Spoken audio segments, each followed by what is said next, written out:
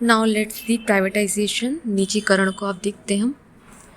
As I have explained earlier that one of the cause of liberalization was the poor performance of public sector units. हमने देखा liberalisation के अंदर, उदारीकरण के अंदर, कि एक जो कारण था उदारीकरण का वो ये था कि जो सार्वजनिक क्षेत्र की इकाइयाँ थी वो अच्छा प्रदर्शन नहीं कर रही थी. Most of the PSU was running in the losses due to the political interference, corruption and social welfare motive. सार्वजनिक क्षेत्र की इकाइयाँ जो थी वो क्या कर रही थी, ज़्यादातर जो है लॉस में चल रही थी, हानि में चल रही थी. उन क्यों चल रही थी उसका कारण भी मैंने आपको पहले वीडियो में बताया है कि करप्शन बहुत था, उसमें भ्रष्टाचार बहुत था, राजनीतिक जो हस्तक्षेप था वो भी बहुत था, और उनका जो मोटिव था वो प्रॉफिट मोटिव ना होके समाज कल्याण ज़्यादा था. So second step that economic reform, in that economic reform was of privatisation. इसलिए जो सेकेंड स्टेप था लिबरलाइजेशन के बाद वो क्या था, प्राइवेटाइजेशन था. उसको हम बोलते हैं निजीकरण.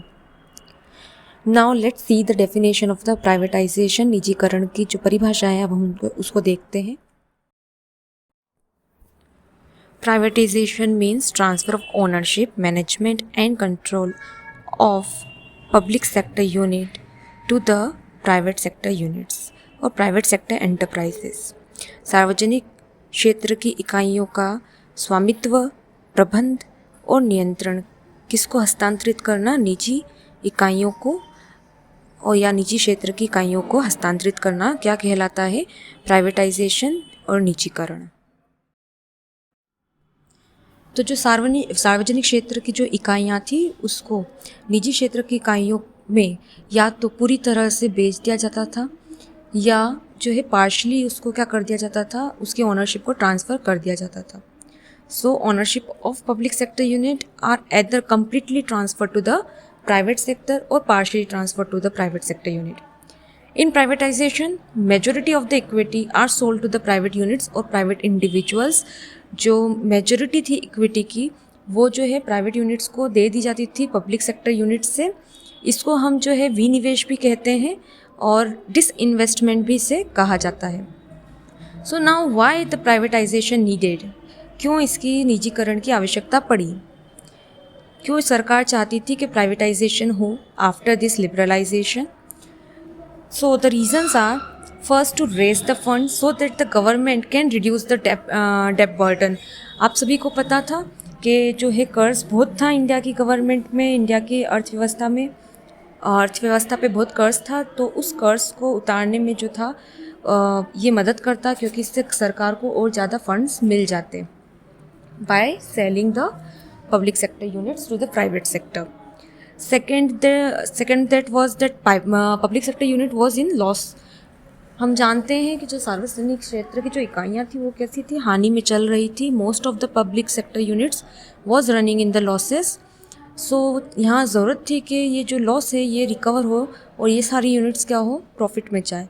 तो किसी पब्लिक सेक्टर यूनिट में ओनरशिप जो है वो गवर्नमेंट के पास रही, बट जो मैनेजमेंट था और जो उसका कंट्रोल था वो किसके पास चले गया, प्राइवेट सेक्टर यूनिट्स के पास चले गया.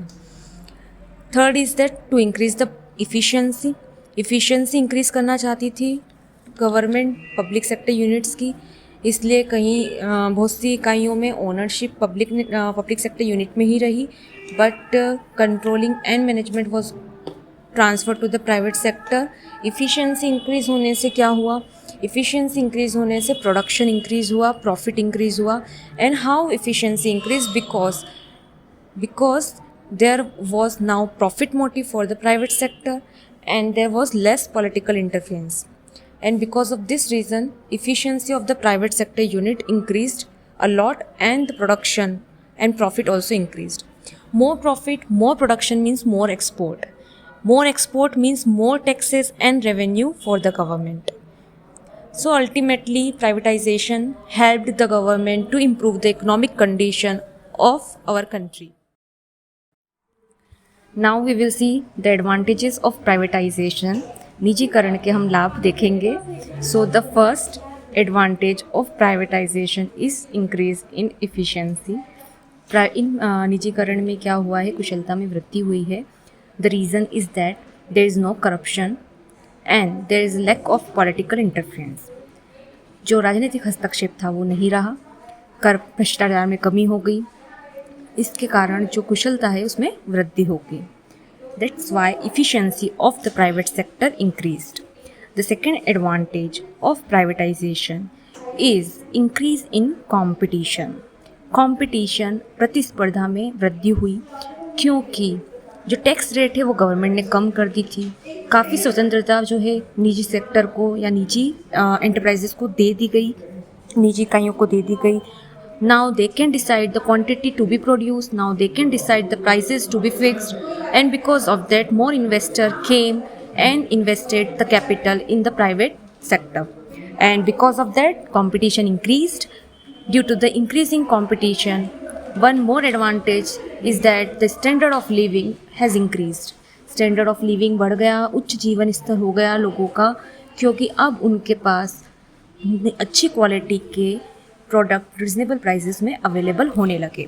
सो the third advantage is higher standard of living for the people because of the privatisation.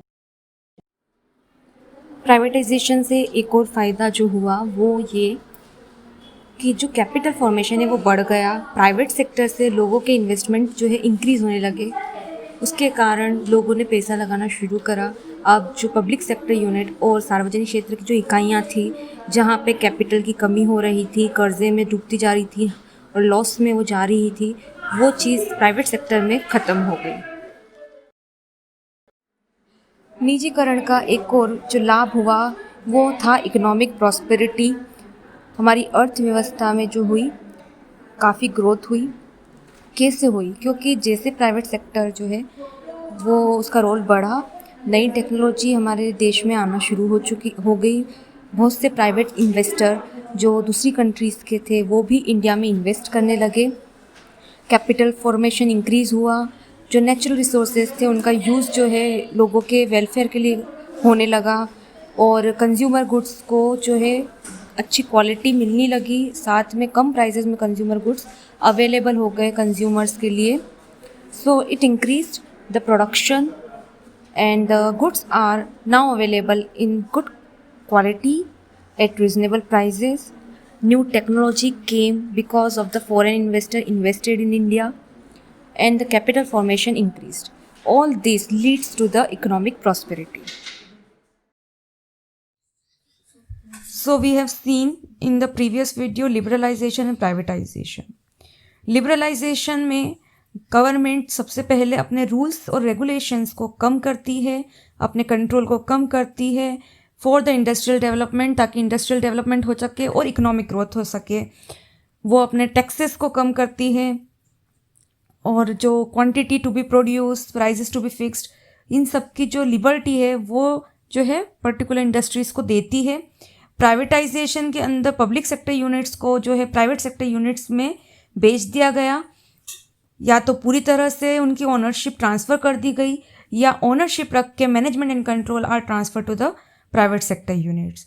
अब आता है हमारा थर्ड पॉइंट, ग्लोबलाइजेशन. हमने LPG पढ़ा था, लिबरलाइजेशन, प्राइवेटाइजेशन एंड ग्लोबलाइजेशन. तो इकोनॉमिक रिफॉर्म 1991 में लिबरलाइजेशन हुआ, प्राइवेटाइजेशन हुआ और एक चीज़ हुई ग्लोबलाइजेशन. ग्लोबलाइजेशन का मतलब होता है कि एक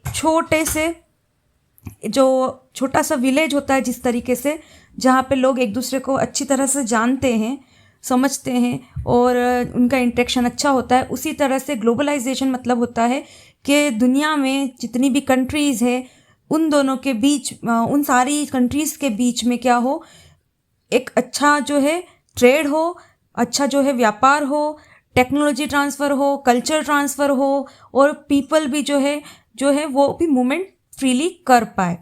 तो हम कह सकते हैं globalisation in simple word is the process of flow of people, commodities, knowledge, technology and culture and many other things.